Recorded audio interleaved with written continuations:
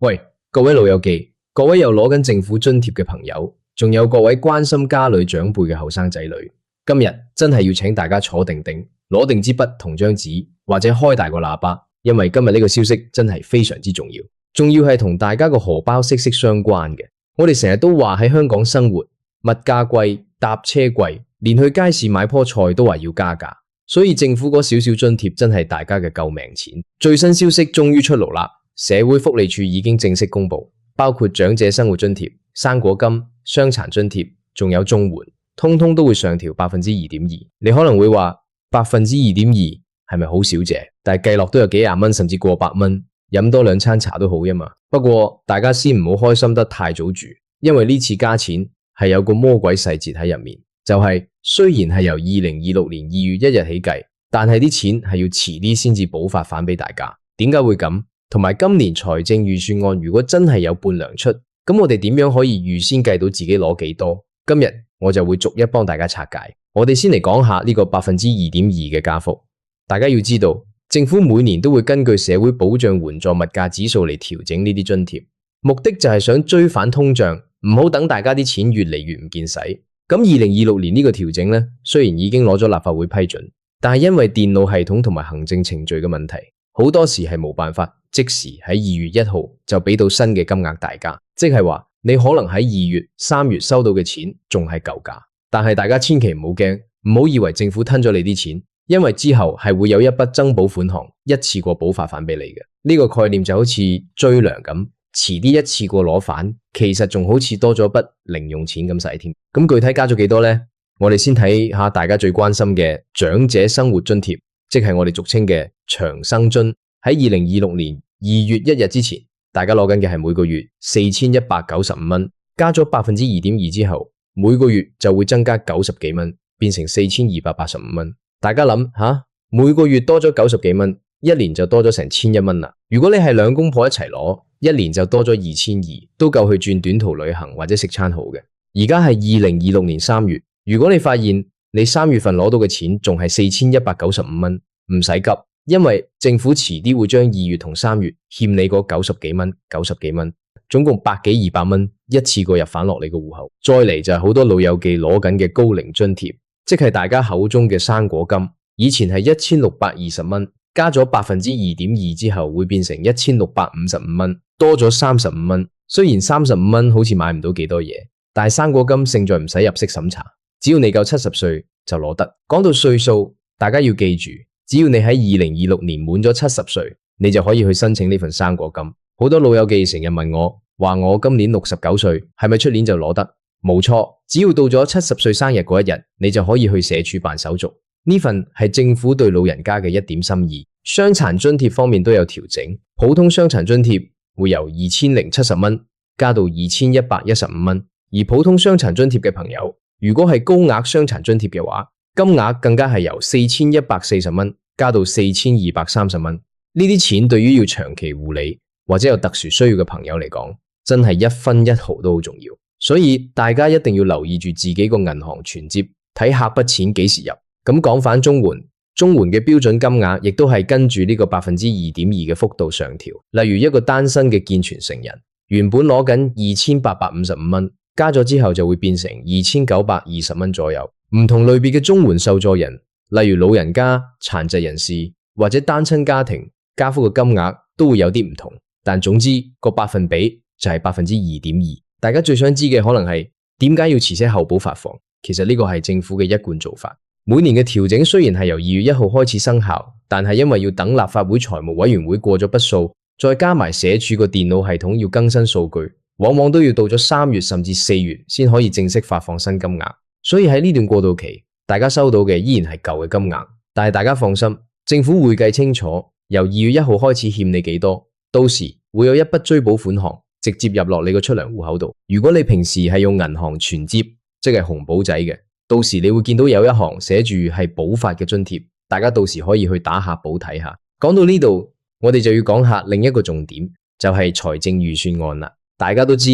每年2月尾政府都會公布財政預算案，而2026年嘅預算案入面，大家最期待嘅莫過於係會唔會派糖，即係有無半糧或者雙糧出。所謂半糧即係政府會額外發放多半個月嘅津貼金額俾大家。如果今年預算案真係宣布有半糧出，咁呢個半糧嘅金額係點計呢？呢個就係今日我要教大家嘅一個預算小貼士。因為津貼已經喺2月加咗 2.2%，所以如果你今年攞到半糧，個半糧嘅金額係會根據加咗價之後嘅新金額嚟計嘅。舉個例子，長生津新金額係4285蚊，如果今年有半糧，你就會額外攞到2142個半，咁加埋你原本嗰個月嘅4285蚊，嗰個月你就可以一次過攞到6400幾蚊。呢個數目真係唔細㗎。對於好多基層家庭嚟講，可以用嚟交客水電費或者買啲補品補客身。所以咧，大家而家明白點解我要強調呢個 2.2% 嘅加幅未？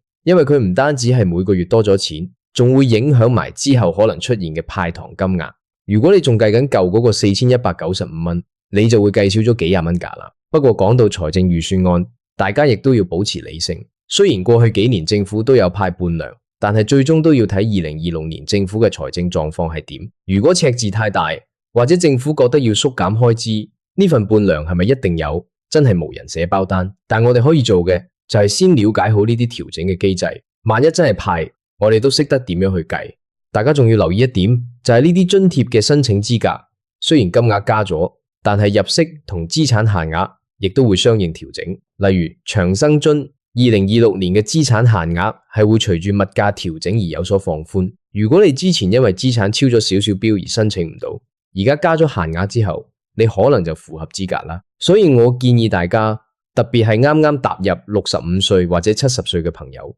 一定要再去社署網頁睇最新嘅限額，或者去屋邨嘅社署辦事處問下啲社工。我成日都同啲老友記講，政府嘅福利係你哋後生嗰陣交稅供款，為香港社會作出貢獻之後應得嘅回報，所以唔使覺得唔好意思，只要你符合資格就一定要去申請。呢次加 2.2%， 雖然唔係大富大貴，但係喺呢個通脹嘅年代，每一蚊都係錢。大家記住，呢份追補款項預計會喺2026年嘅第二季，即係大約4月或者5月左右就會入賬。如果你到咗6月都仲未見到有補發嘅錢，咁你就要打電話去社署嘅辦事處問清楚啦。通常佢哋會有一封信寄俾你，解釋返今次加咗幾多，同埋補發咗幾多錢。大家記得留意住門口個信箱，唔好當係垃圾郵件抌咗佢啊！總結一下今日講嘅嘢：第一，2026年2月1日起，長生津、生果金、傷殘津貼同綜援全部加 2.2%。第二，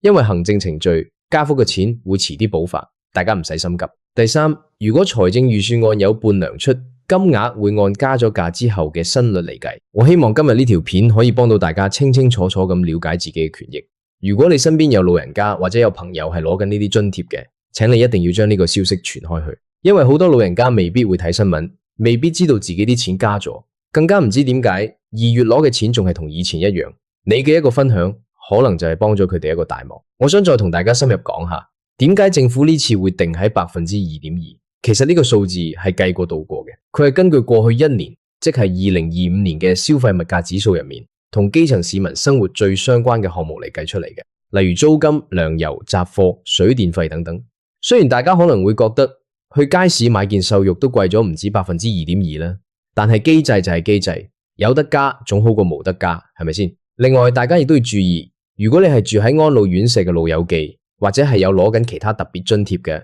例如交通津貼或者長者醫療券，呢啲項目嘅調整時間表同金額可能會有所不同。醫療券方面，目前雖然未有話跟住呢個 2.2% 去加，但係政府一直都有研究緊點樣優化，大家可以繼續留意我嘅更新。講返長生津，其實香港而家已經將普通長生津同高額長生津合併咗，即係一律都係攞緊最高嗰個級別。呢個對好多低收入長者嚟講係一件好事，因為程序簡單咗，攞到嘅錢亦都多咗。2026年呢個4285蚊嘅水平，喺亞洲地區嚟講，其實算係一個相對穩定嘅社會安全網。當然，比起瑞典或者芬蘭嗰啲高福利國家，梗係冇得比。但喺香港呢個稅率咁低嘅地方，有呢份津貼幫補下，對於好多獨居老人或者同仔女一齊住，但仔女收入唔高嘅家庭，真係好大嘅支持。再講講綜援，好多人對綜援有誤解，以為係懶人津貼。其實綜援入面好大一部分受助人係老人家、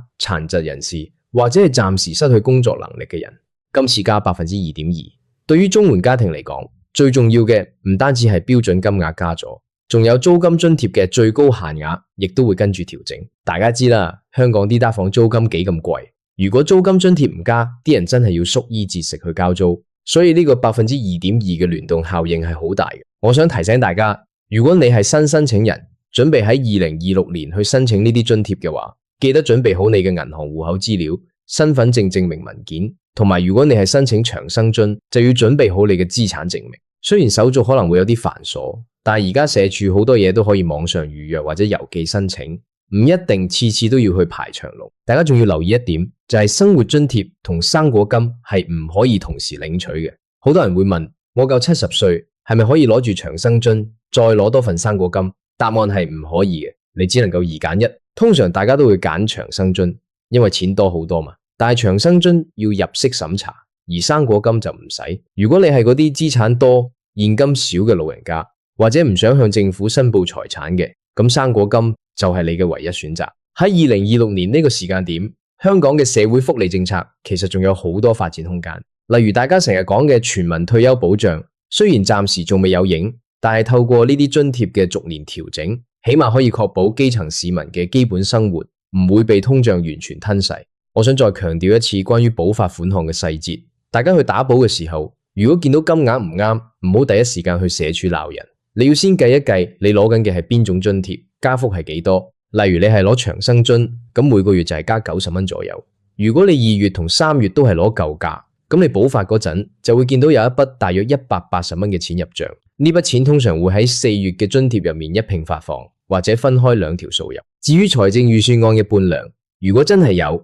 通常會喺預算案通過後嘅2-3個月先發放，即係大約6月或者7月。所以2026年嘅上半年，大家可能會喺唔同月份收到唔同嘅驚喜。2月、3月係舊價，4月、5月可能補發，返之前加咗嘅差額。6月、7月就可能收到額外嘅半糧。大家千祈唔好睇少呢啲資訊，因為好多時老人家會因為唔明白點解個戶口多咗錢或者少咗錢而感到焦慮。如果你係後生仔女，睇完呢條片，翻去同屋企老人家解釋清楚，佢哋心入面會踏實好多。你可以同佢哋講，阿爸阿媽，政府加咗津貼啊，雖然呢2個月仲係舊價，但遲啲會補翻俾你㗎，唔使擔心。另外，我想講講關於2026年財政預算案嘅一啲傳聞。雖然官方仲未正式宣布，但係坊間好多分析都認為，面對人口老化，政府喺長者福利方面好難減磅。所以雖然財政可能赤字，但係維持半糧呢類派糖措施係好大機會繼續保留嘅，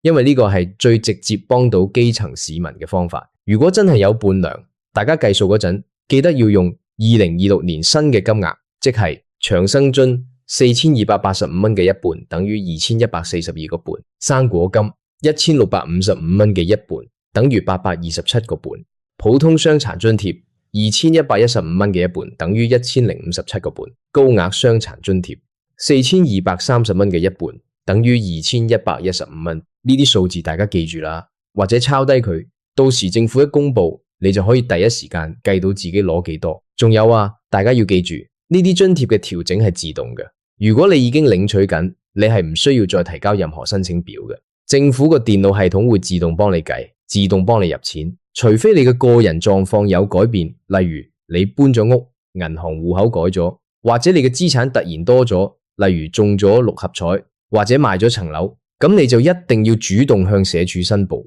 講到資產申報，大家都要小心，社署係會定期抽查嘅。如果你嘅資產超過咗限額，但係無申報，一旦被查到，不但要退還所有多領嘅津貼，仲可能會被起訴詐騙政府福利，咁就真係因小失大啦。所以大家一定要誠實申報。我成日覺得香港嘅長者真係好勤力，好捱得，好多老友記到咗70幾歲、80幾歲都仲係好慳使。呢啲津貼對佢哋嚟講唔單止係金錢上嘅支持，更係一種尊嚴。所以當我聽到政府加津貼，雖然2.2%唔係好多，但我都覺得係一件好事。大家仲記唔記得2024年、2025年嗰陣，嗰時通脹壓力好大，大家都覺得啲錢好唔見使。嚟到2026年，經濟環境雖然慢慢復甦，但生活成本依然高企。政府呢次調整雖然係按機制做，但也算係及時雨。最後，我想再叮囑各位一次，今日講嘅所有資訊，包括2.2%嘅加幅、遲些後補發放嘅安排，同埋預算案半糧嘅估算，都係為咗等大家可以做好財務規劃。如果你對自己嘅領取資格或者金額有任何疑問，最穩陣嘅方法都係直接聯絡社會福利處，佢哋有熱線電話，亦都有地區辦事處，啲職員會幫到你。我今日講咗咁多，係因為我真係想每一位老友記都能夠明明白白咁攞到自己應得嘅福利。大家一定要廣傳呢個消息，因為資訊就係金錢。如果你身邊有老人家唔識上網，唔識睇呢啲新聞，請你做多一步，話俾佢哋聽。香港人最珍貴嘅就係互助互愛嘅精神，特別係對我哋嘅長輩。好啦，今日嘅資訊就講到呢度，大家記得檢查下自己嘅戶口，亦都留意住4月份嘅銀行月結單或者紅簿仔。如果你中意我呢類咁詳細嘅資訊分享，覺得對你有幫助嘅話，可以隨時同我講，我會繼續為大家留意住政府嘅最新政策同埋各種同大家生活息息相關嘅福利消息。大家一定要保重身體，雖然加咗津貼，但健康先係最大嘅財富。有錢都要有命使先得㗎嘛，係咪？希望2026年對大家嚟講都係一個順順利利、開開心心嘅一年。如果你對呢次津貼上調或者財政預算案仲有咩想知，或者有啲咩計唔掂嘅數，歡迎大家一齊討論，我會盡量解答大家嘅問題。我想問下你，如果你今年真係攞到嗰筆補發款項，加埋伴娘，你最想用嚟做咩呢？係想同屋企人去食餐豐富嘅晚飯，定係想買啲新衫新鞋，定係想儲起佢以備不時之需？其實點樣使都好，最緊要係使落自己度，令自己開心。老人家辛苦咗大半世，係時候對自己好啲啦。記住啦，2026年2月1日起計2.2%，遲啲補發，預算按伴娘按身價計，呢幾點就係今日嘅精華，大家一定要記清楚啦。希望呢篇稿嘅內容可以幫到你，亦都希望大家可以將呢份關心帶俾身邊嘅每一個人。我哋下次再見。